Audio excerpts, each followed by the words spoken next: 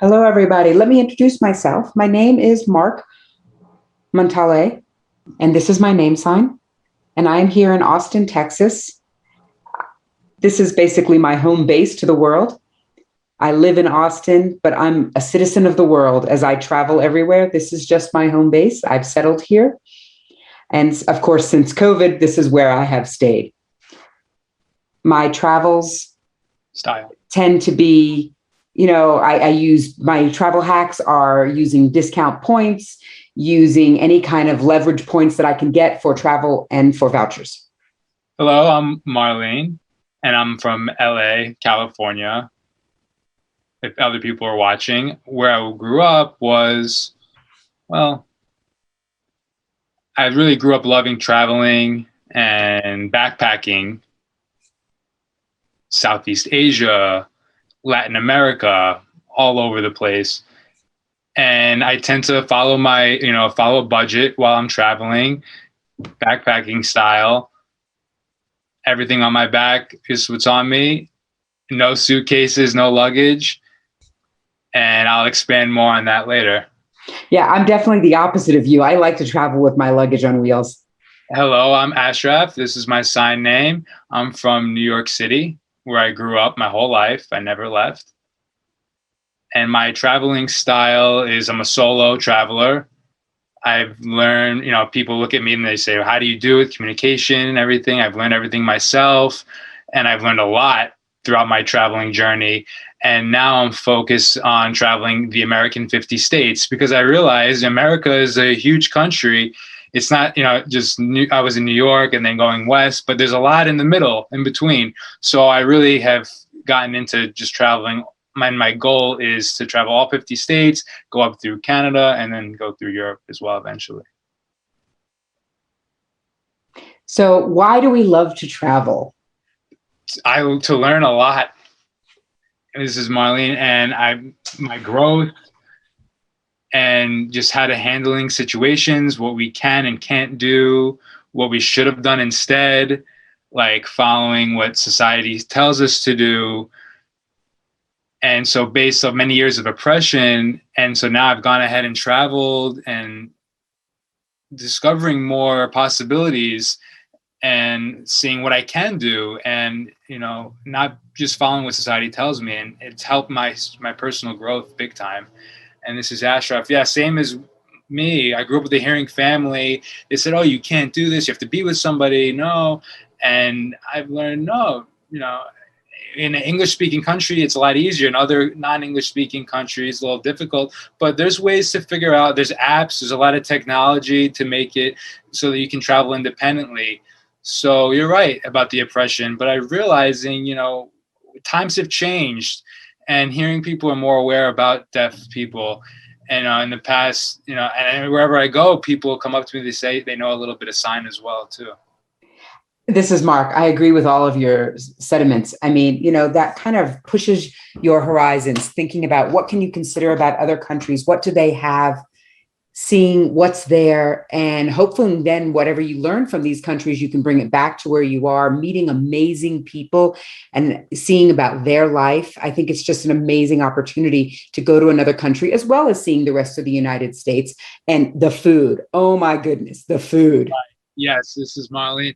And my mind has completely been open, learning about different cultures and maybe some languages too, meeting different people.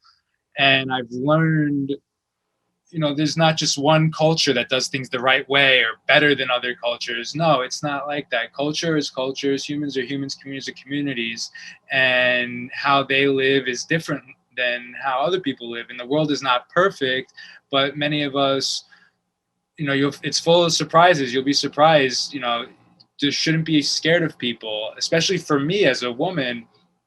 But you meet so many people that really give you, a lot of life lessons that you learn and to open your mind and your horizons. And, you could settle in school and work, but to go and travel the world, that kind of experience, what it does for your mind, you want more. And so traveling really is just amazing.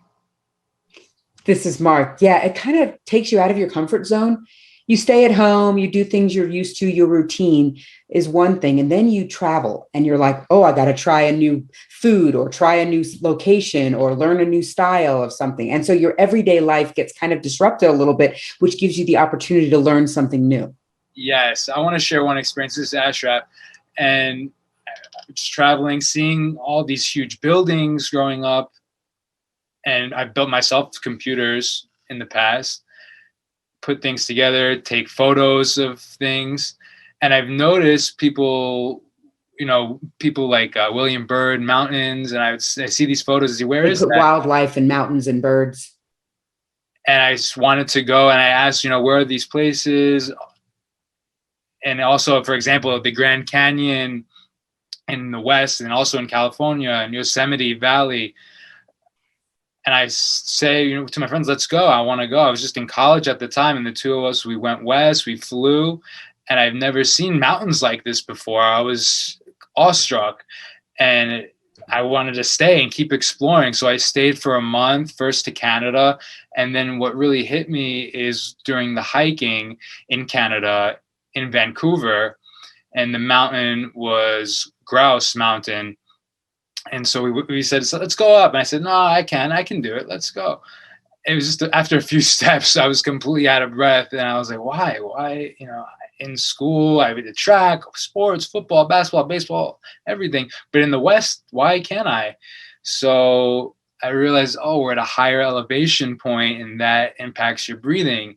So coming from the East to the West at a higher elevation, I learned about that and what my possibilities are physically and the challenges. And I wanted to challenge myself to overcome these things, such as the hiking. And so it was a great benefit for health as well.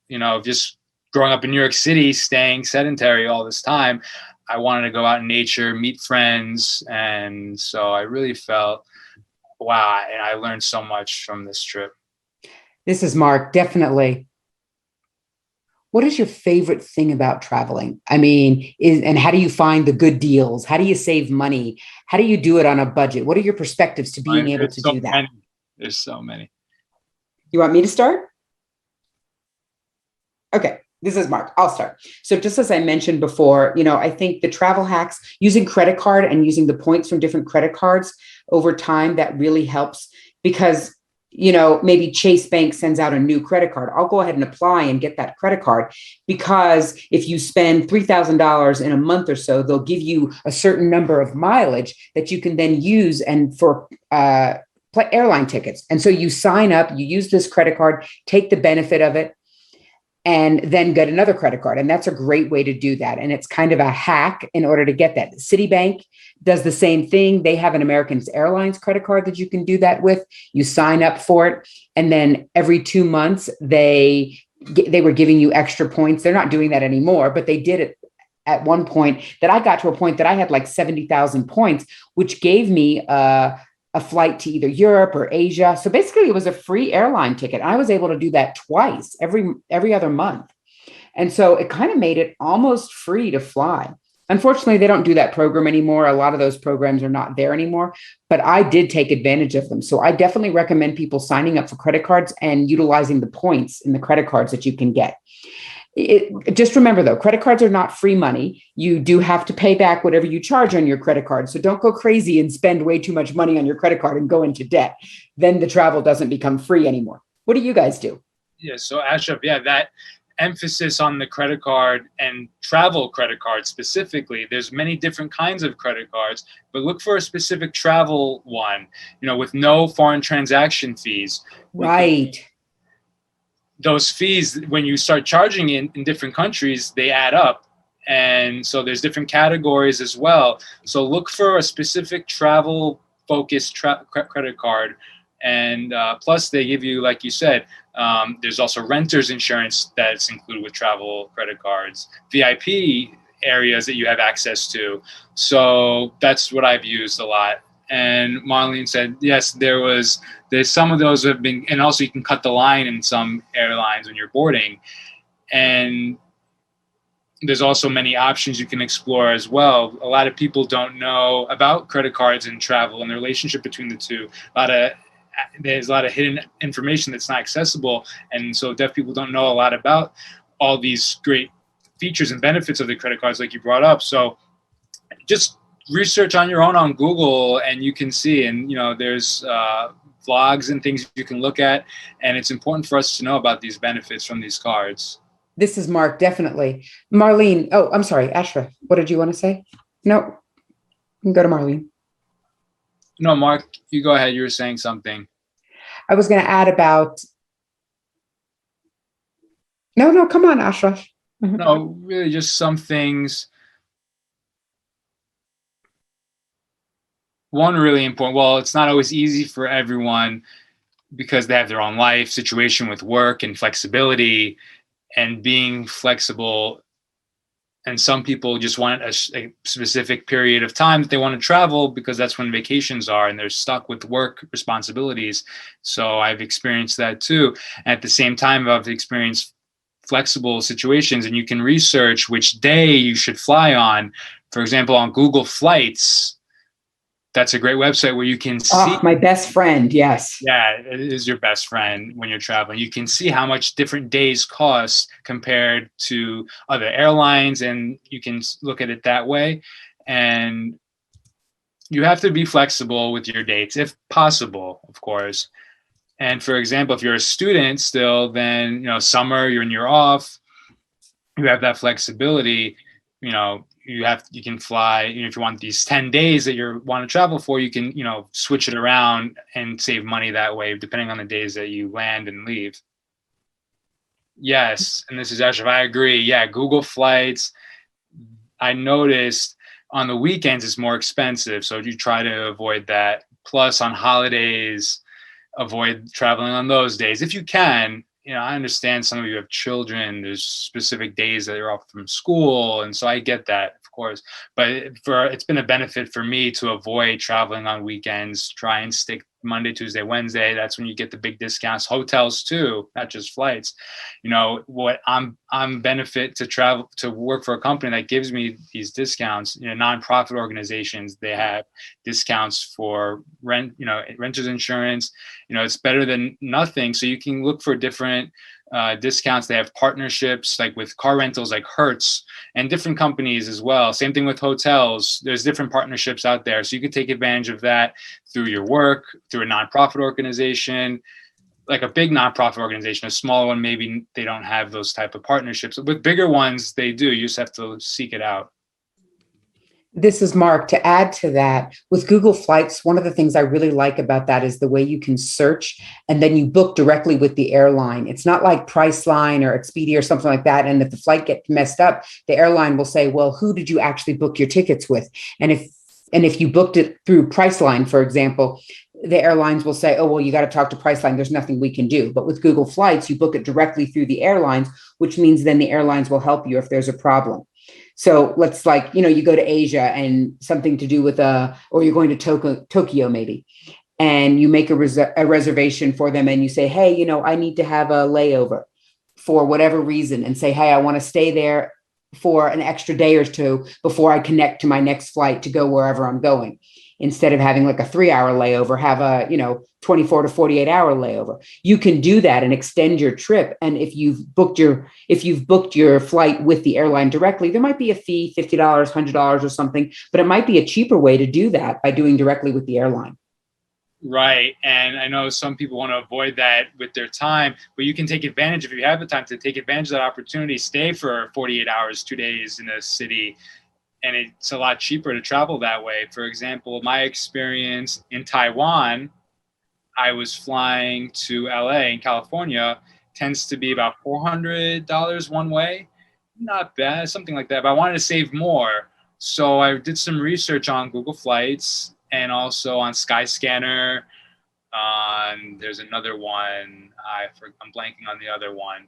So I was looking to fly to China, have a layover in China, and then from there stay for a day, and then it was only $140 extra, which is not bad for all that way.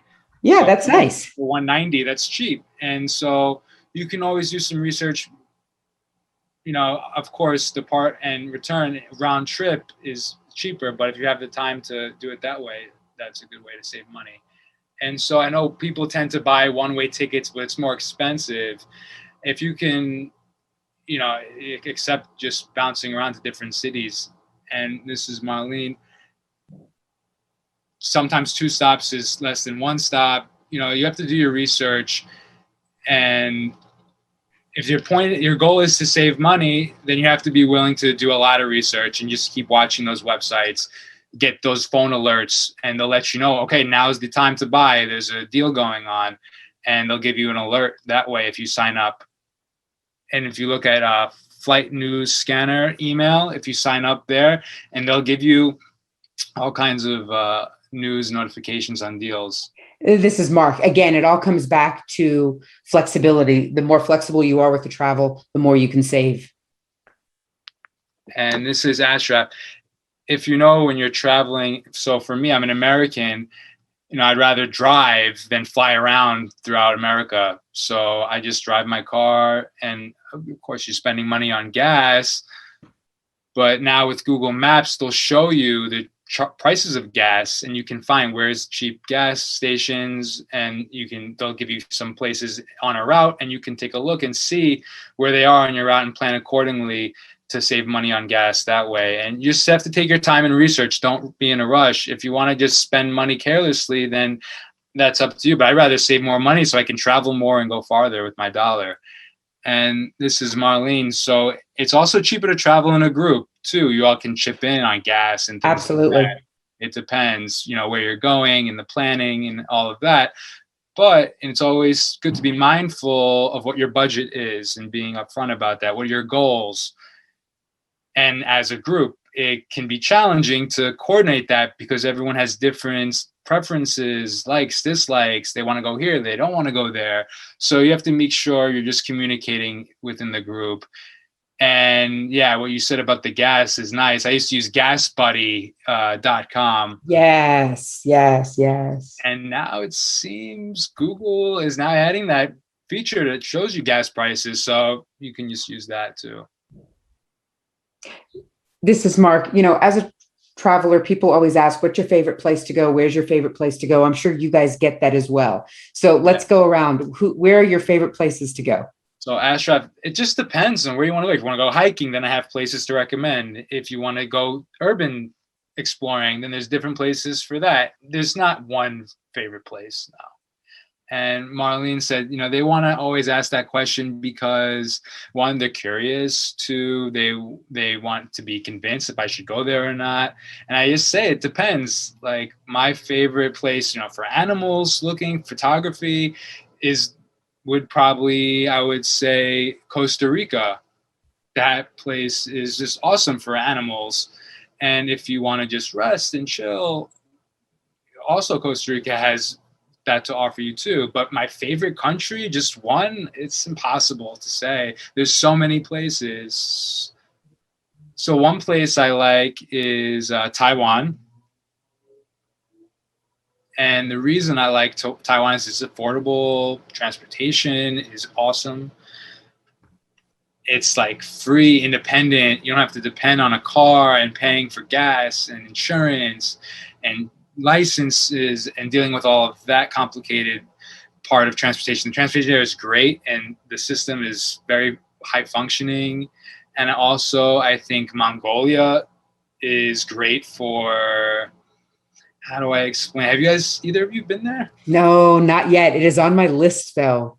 So really Mongolia, the culture, the nomadic areas, the plains there, and they have one big city. I lived in there, and a lot of people, I could be spelling it, there may be 80-90% of the people are just in one big city in the whole big country. It's just nature. That's it.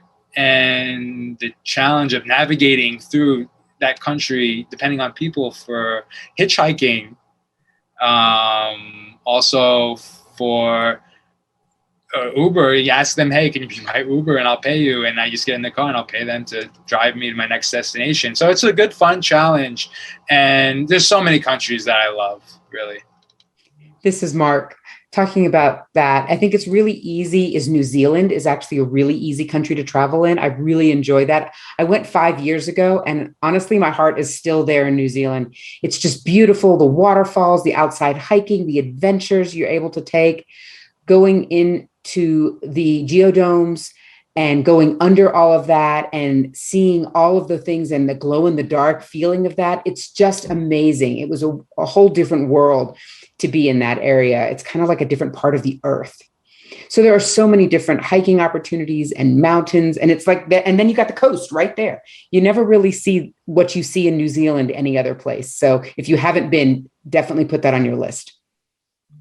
And so this is Ashraf. I haven't been to many countries, but in the Middle East, and I noticed that the food is great, especially Arabic, and also, how they're able to gesture well and understand me well. For example, here in America, hearing people come up to me and then I start gesturing or signing and they don't know how to interact with me. But in Arabic countries, they're very easy to communicate with as a deaf traveler.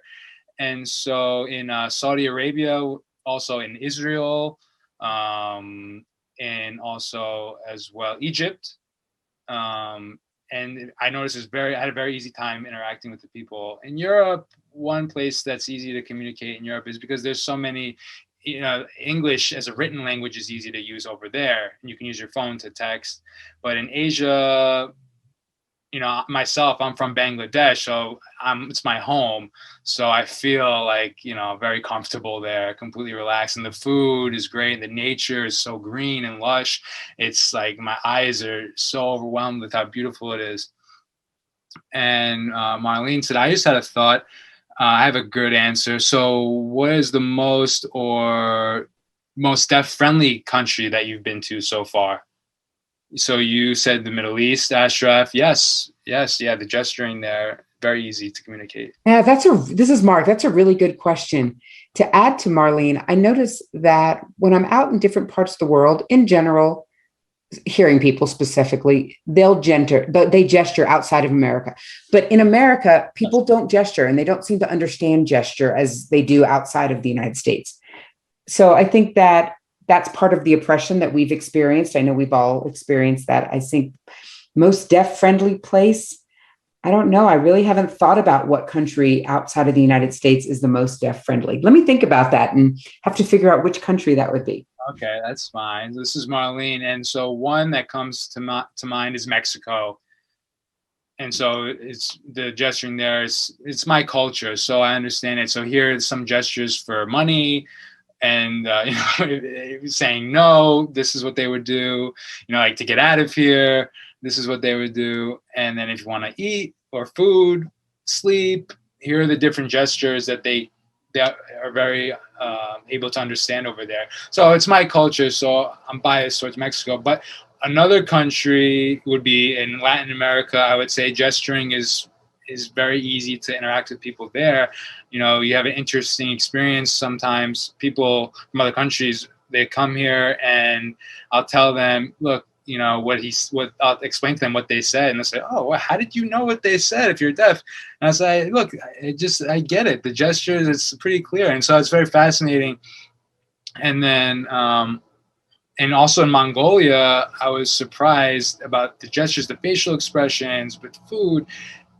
The gestures are different, but I learned what theirs meant. I'm forgetting. It's been a while since 2018 when I was there, but you can copy the regional gestures and then you can navigate yourself and travel internationally if you just take on their regional signs and gestures. This is Mark. I wondered, does anybody have a crazy story on one of your travels or one of your journeys that you want to share? Yes, Marlon, I have 3 different stories. This is Ashraf. I've got many of them. I have a long story. Okay. This is Marlene. So I'll try and sum it up. So in Costa Rica, we were in a small town. There was just 2 friends with me at the time. So the 3 of us, we were staying at an Airbnb, and they weren't answering the Airbnb host. They weren't answering us. And we had no data left on our phone plan. So we're trying to figure out, we have like a little data and try and connect to Wi-Fi. That area was closed at 5 p.m. It's really a small town, so everything closed early. And we were like, okay, let's just tent on the beach. Completely dark. You could see the stars, the moon. That's it. That was the only light around us. And so, but it was dim that day, so it was so dark, and we were trying to get by with a flashlight, and one or two guys came up to us, and right in front of our faces. We didn't see them approaching. We were like, oh shit. And we didn't expect to see, from the distance, they were just right in front of our flashlight as soon as, out of nowhere. And so I have, of course, as a woman, I'm more apprehensive and careful, like, okay, I'm with another woman, one other man, so this is our group, what do we do? And they're asking us, like, where are you going? Where are you going? And I'm like, well, we're going over there. And they said, no, it's dangerous. Don't camp over there. And I'm like, okay, fine. I didn't feel comfortable. So we went ahead, we set up our tent regardless. And the two guys, they were brothers, actually, ended up coming, talking, just chatting with us.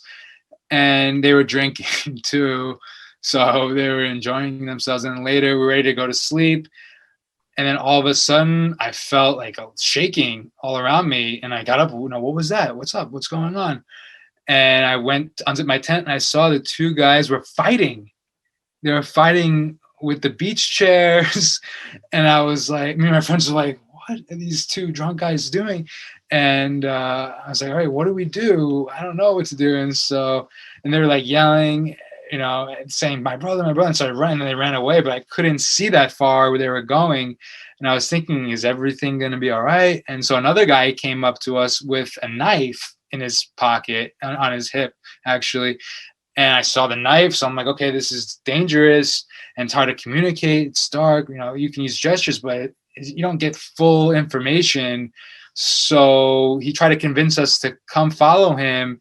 He lives in one area, and we were like talking amongst ourselves. Like, that's a big challenge, like, about trusting, not trusting strangers. And it could be scary, but luckily the man ended up being really nice. So, and there's a lot more information, but that's to sum it up best I can. And that's the one crazy story I have. What about you? So this is Ashraf. We've had some family travels in other countries, but nothing crazy, no.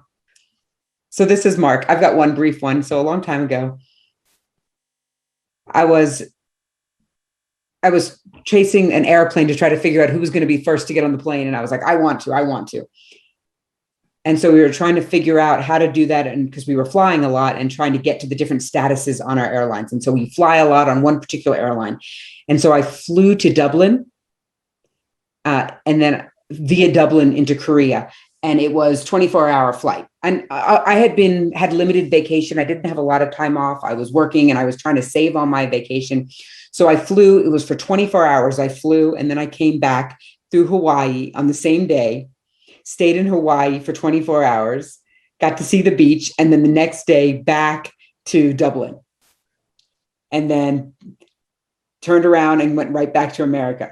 So basically, in that sense, it was in the concept, though, by the time I left the United States, went to Dublin, went to Hawaii, went back and came back, it ended up being that I was really only gone for about 3 hours because of all the time change going across the country. It was really cool, but it was a goal of mine to get it done. This is Ashraf. I'd say that in 2015, I flew to Montana, to Glacier National Park. And it was the first time I had gone there to Glacier National Park. And I asked the ranger, I said, are there bears here that I need to worry about? Because it was October, and so the bears should be sleeping. And he's like, yeah, there's still bears out. They're still awake. And he looks at me and he says, are you alone? I said, yeah, I'm alone. He's like, no, you have to be in a group. You have to be in a group. And or at least you need to have pepper spray or something. And I was like, yeah, I'm tough. I'm fine. I don't need any of that. So I went and I did my thing, and I saw a bear, and I was like, okay, well, we didn't make eye contact. And fortunately, I had already done some research on wildlife, bears, moose, to figure out and learn that you're not supposed to have eye contact, kind of let them do their thing. And I was kind of apprehensive, a little scared, looking what I was doing, and realized, he was right. I probably should have been in a group. And it's not a zoo, it's not like you can knock on the window and they're not going to attack you. They will. And so you have to be really cautious.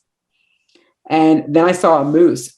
It was huge. It was larger than I had ever thought. And I realized, okay, so tips for you all. If you are traveling alone, definitely have Google Maps, the offline Google Maps, have it downloaded onto your phone before you travel. Make sure you have a compass on your phone or a compass in your pocket, because when you get to a trail, you're not sure where to go. It'll be nice to have a compass so you can figure out what direction you're going. Am I supposed to be going north, south, etc.? And always have an emergency, light, distress light, flares, headlights, flashlights, because if you're alone and you don't know, you kind of wandering around the park. Typically, there's no internet, there's no Wi-Fi service. If you get lost, you have to be able to have some sort of a flare or a light to send up so that people can find you. This is Mark. I think our time now is limited, but I think the key and the biggest tips that we've learned is being flexible, being open-minded, being open to new places, new people, new foods, new experiences. Be open to everything because you don't know what it is. This is Ashraf. For me, it's about your attitude, being friendly. If the more friendly you are and having the right attitude, people will accept you. If you're like, oh, they're deaf, and you have an attitude, people will show that back to you. But for me, historically, as I've traveled, I've always had such positive experiences because I had a good, welcoming attitude. I was willing to work with whatever people were willing to give me to help with me for my communication and to open my mind so I was able to see what the country had to offer me. And this is Marlene. And I would say, don't compare yourself to other people. Your journey is different. Your experiences are different. Your needs are different too. Sometimes one person, they'll say, oh, I solo travel all over this place. No, that's cool. That's good for them. But you can, if you have different needs, you feel like, for example, you're a high maintenance type person, then you know yourself better. So you need a mate or someone to go with you for when you're traveling. And then you can go and take the next trip solo if you want. Everyone's on their own journey and every individual has your own unique journey so keep that in mind as well. Wonderful. All right. Well, thank you so much for taking your time. It was really nice to meet you guys and for having an opportunity to chat with you. Yes, nice meeting you.